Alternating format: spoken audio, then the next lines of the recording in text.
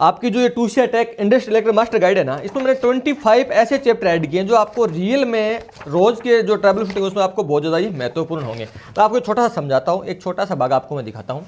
जैसे लाइक मैंने एक चैप्टर इसमें ऐड कर रखा है एसी मोटर का, तो उसको मैंने पहले इस प्रकार लिखा है कि इसके पूरा का पूरा आप डायग्राम समझ पाओ, इसमें क्या क्या चीज़ लगी होती है, ठीक है ना। तो इसमें आप ऐसे समझोगे ना इसको, तो मैं आपको थोड़ा सा इसमें विस्तार से थोड़ा सा बताता हूँ आपको कि जैसे लाइक अपना ये मैंने एक मोटर का स्ट्रक्चर बना रखा है, ठीक है। अब अगर कल को आपको किसी मोटर का आपको डिसमेंटल करना हो तो मैंने सारे के सारे पार्ट आपको इस प्रकार देख लेना। जैसे मैं ये एंड सील लगी हुई यहाँ पे लगी है ना, इसको एंड सील बोला जाता है, ऊपर लिखा हुआ है। ये जो बियरिंग लॉक है ना, आगे बियरिंग आगे लॉक होता है। कल को आप मोटर को डिसमेंटल करते हो ना, उस टाइम आप एक चीज़ को ऐसे भी याद कर लो, ठीक है। आपको कल को इंटरव्यू पूछ भी सकता है क्या क्या कैसे पार्ट लगा होता है, क्या है क्या नहीं, ठीक है। बियरिंग का जो पार्ट होता है मोटर का वो है। उसके बाद में जो अपना रिटेनर सील है वो यहाँ पे लगी होती है, वो उसके बाद लिखा हुआ है। फिर उसके बाद रोटर, ये भाग रोटर होता है, ये घूर्णन गति करता है, मोटर के अंदर ही घूमता रहता है, ये होता है ना जो अपना ये रोटर है। और ये रोटर का पार्ट हो गया, और ये हमारा हो गया स्टेटर का पार्ट, ठीक है ना। इसके अंदर क्या आता है, वो चुंबकीय, इसमें जो चुंबकीय क्षेत्र पैदा होता है, इसके कारण ये मोटर जो घूमता है वो एक अलग इसकी थ्योरी मैंने अलग से लिखा हुआ है। ये इस मोटर का एंड कवर है, ठीक है ना, एंड कवर लगा होता है। और ये इसका जैसे फैन है, ठीक है। अगर कल को आपने ये फैन लगा रखा, अगर आपने कवर नहीं लगा रखा ना, तो ये जो फैन है कोई भी वर्क नहीं करेगा। ये जो पूरे फैन है ना, ये पूरी की पूरी हवा इस प्रकार होके तो आएगी, तो ये डक्टों में से गुजरेगी, आपकी मोटर है वो कूलिंग का काम करेगी, ठीक है ना। तो आगे मैंने सारी वो चीज़ डिटेल में लिखी हुई है, और बाकी सब चीज़ों को मैं इस प्रकार थोड़ा विस्तार से बताया गया आपको इसको ये चीज़ों को देखना है। उसके बाद अगर आपको और डिटेल में पढ़ना है, उसके बाद मैं आपको दिखाता हूँ, मैं आगे जो मैं आपको दिखाऊँ ट्रबल शूटिंग वाला आपको दिखाता हूँ चैप्टर पूरा। तो हाँ, मोटर में आने वाली मुख्य समस्याएं, ये चीज़ यहाँ पे डिटेल में पूरी दी हुई है। देखो ये आप यहाँ पे आओ, अब एसी मोटर में आने वाली समस्याएं और उसका समाधान। अब एसी मोटर में दिक्कतें क्या क्या आती है, कल को आप मतलब आप एज इलेक्ट्रिशियन एज इंजीनियर है, कल को आपको किसी मोटर के लिए कोई बुलाता है कि इस मोटर में प्रॉब्लम है, तो आपको कैसे मोटर को चीज़ों को ठीक करना है, तो आपको कैसे चीज़ों को ठीक करना है, चीज़ों को आप डिटेल में कैसे करना है, वो चीज़ में यहाँ पे लिखी हुई है। सबसे पहले आप क्या करना है, आपको लोटो करना है, लॉक आउट टैग आउट। जहाँ से भी इसको मोटर को पावर आती है ना, वहाँ जो भी इसके एमसीबी लगी है उसमें जो लोटो होता है, लॉक आउट टैग आउट का टैग लगा के उसको लॉक करना होता है, उसमें जो एक ताला होता है वो लगाना होता है, ठीक है। ये आप उसको सबसे पहले चिपका देते हैं, तो कोई भी दूसरा बंदा यहाँ पे सप्लाई है ना, सप्लाई ऑन नहीं करेगा, इसलिए लोटो सबसे पहले आपको लगाना होता है। इंसुलेटेड ग्लव्स, सेफ्टी ग्लव्स पहने। अगर आप पावर के अंदर काम करें तो आप इसको पहने। इसके बाद में मल्टीमीटर, कलैमीटर या मेगर लेवे। कोई भी मोटर को आप चेक करना ना, XYZ कोई भी मोटर है, तो उसको चेक करने के लिए कुछ चीज़ें होती हैं, वो आपको साथ में लेनी होती हैं। तो ये अगर कोई पूछेगा ना आपको कि मोटर पे आपको काम करना, आप कैसे काम करो, जैसे लाइक अपनी ये मोटर है, ठीक है, ये जो अपनी मोटर है, अब इस मोटर पर अगर आपको काम करना है ना, तो आपको सबसे पहले एक मल्टीमीटर या कलैमीटर लेके जाना। ये मोटर मान के चलिए खराब है, ये चल नहीं रही, अब क्या कारण हो सकते हैं वो सब आगे लिखे हुए हैं। मोटर स्टार्ट न होना, उसके क्या कारण हो सकते हैं। फर्स्ट कारण हो सकता है पावर सप्लाई न होना या फेज मिसिंग होना। यदि सप्लाई उपलब्ध न हो, 3 फेज में से एक फेज गायब हो सकता है, मोटर स्टार्ट नहीं करेगा। सबसे पहले क्या करना है, कलैमीटर या मल्टीमीटर से मेन सप्लाई को चेक करना है। सप्लाई को चेक करना है, अभी यहाँ पे सप्लाई है क्या। कई बार हम क्या करते हैं, हमें कोई भी काम करना होता है, हम आगे से आगे दौड़ते रहते हैं, हम सप्लाई को चेक नहीं करते। एक्चुअली इस प्रॉब्लम क्या है, ट्रबल शूटिंग का मतलब ये होता है कि सबसे पहले क्या चेक करना चाहिए, उसके बाद क्या करना, जिसकी वजह से क्या होगा कि आपका ब्रेकडाउन जल्दी सोल्व होगा, कम टाइम में आप उसका आउटपुट दे पाएंगे। आपको फिक्स टाइम मिलता है ब्रेकडाउन सोल्व करने के लिए, उसके बाद आपका इंजीनियर उसको सोल्व करता है। ऐसा नहीं है आप एक चीज़ को लेकर बैठ कर आपने इसमें 4 घंटे लगा दी, ये ट्रबल शूटिंग नहीं होता है। अगर आप इंडस्ट्री में काम करते हो, आप इस चीज़ों को बहुत अच्छे से जानते हो, और नहीं किए अब तक, अगर आप फ्रेश हो तो ये चीज़ों को सीख लो। सबसे पहले पावर सप्लाई न होना, फेज मिसिंग होना। यदि कोई सप्लाई मिसिंग है, कोई फेज मिसिंग हो, सबसे पहले जो अपना वोल्टेज पे सेट करके जो अपना मल्टीमीटर है, मल्टीमीटर को वोल्टेज पे सेट करो और दोनों नोब को लगाओ। जैसे मेरा RYB आ रहा है ना, पे RYB तीनों फेज आ रहे हैं ना, सबसे पहले मैं 2 नोब को लगाऊंगा, इन दोनों के बीच में सप्लाई वोल्टेज आ रही है क्या, फिर इसी दोनों के बीच में चेक करूंगा, अगर ये 3 फेज है तो। अगर इसके बीच में अगर 440 या 430 आ रहा है, इसका मतलब आगे काम करना स्टार्ट करूंगा। नहीं, सबसे पहले मैं सप्लाई चेक करूंगा, किसी न किसी वजह से आगे से सप्लाई नहीं है, जो भी रीजन है मैं उसको फाइंड आउट करूंगा, ठीक है। टर्मिनल कनेक्शन ढीले या टूटे हो, ढीले या तार करंट है वो प्रवाह रोकता है, जिससे मोटर का पावर नहीं पहुंचता। सारे के सारे कनेक्शन चेक करो, पावर चेक करने हो तो कनेक्शन चेक करो, कल कोई लूज की वजह से कोई बार बार ट्रिप करवाता हो, ऐसा क्वेश्चन नहीं हो रहा क्यों। वाइंडिंग जल जाना, वाइंडिंग शॉर्ट या ओपन हो जाना, चुंबकीय क्षेत्र नहीं बनेगा। इसके लिए आपको थोड़ा विजुअल इंस्पेक्शन नहीं कर लेना, टर्मिनल साइड चेक कर लेना, कोई भी आपको हीट दिख रही है, कोई आपको जो लग गया थिम्बल है क्या, वो आपको जल या मेल्ट हो गया क्या, वो चेक करना होता है।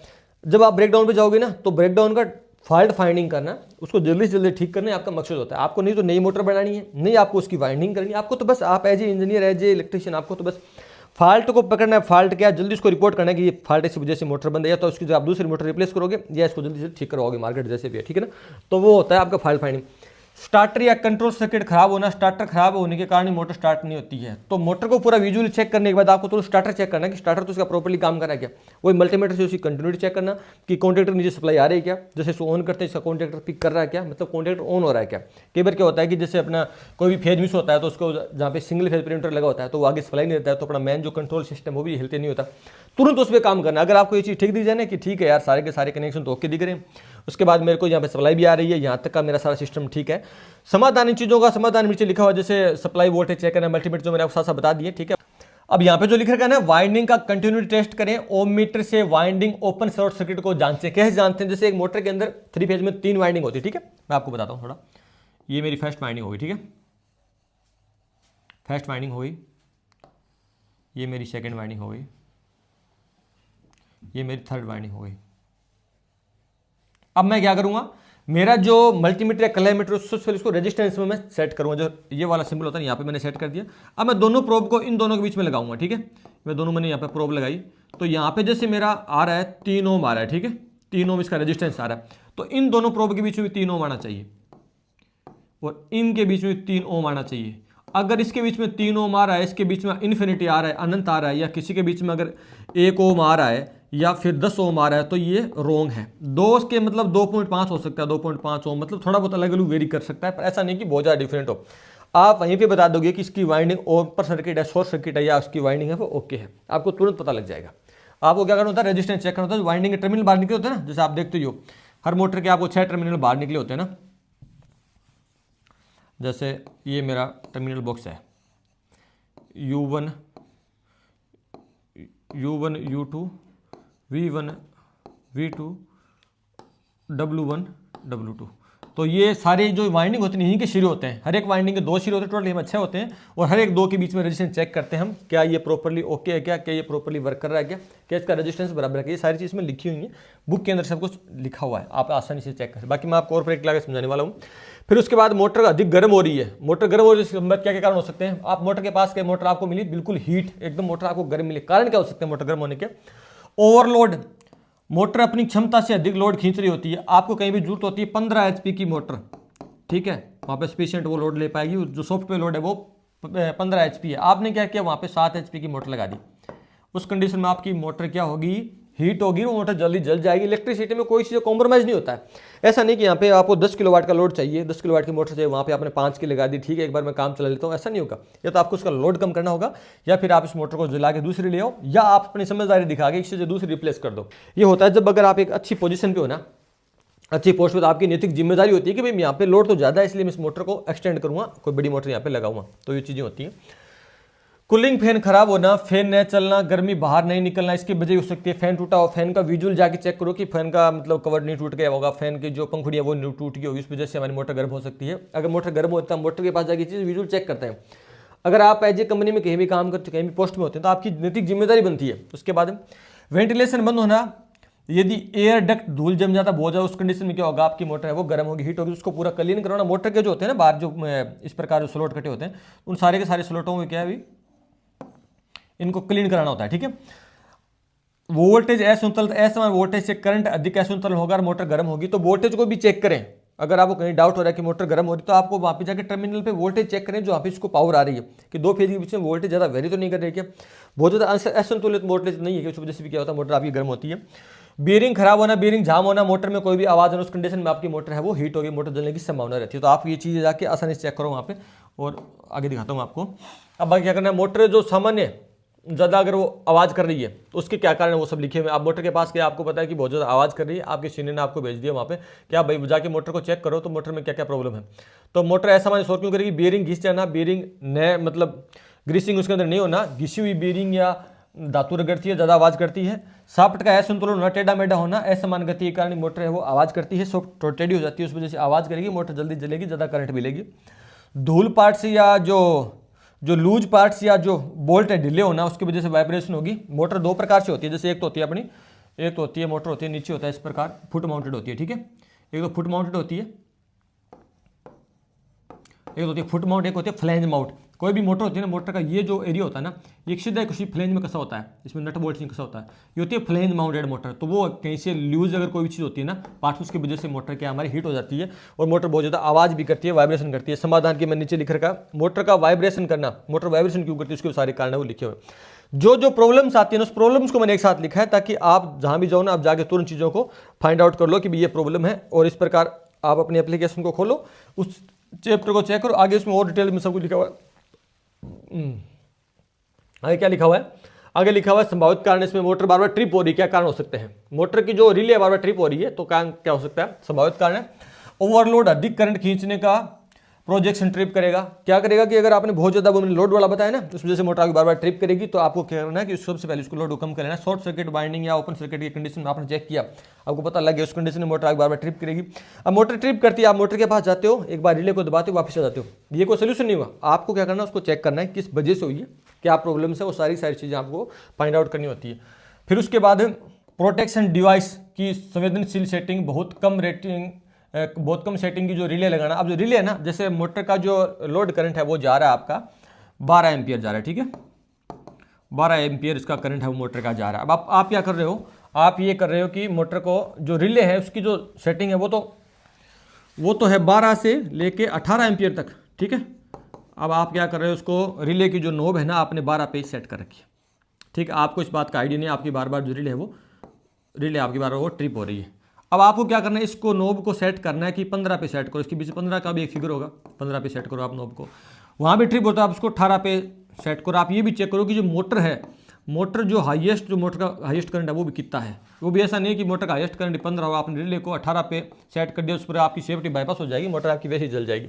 ये चीज़ें लिखी हुई हैं, ठीक है ना, ये है बुक के अंदर। इस चीज़ों को पढ़ना होता है, थोड़ा सा टाइम देना होता है। अगर आप बुक को 10 घंटे कंटिन्यू पढ़ ले तो पूरी बुक कंप्लीट हो जाएगी, और उसके साथ ही आपको बहुत अच्छा खासा नॉलेज है वो गेन हो जाएगा।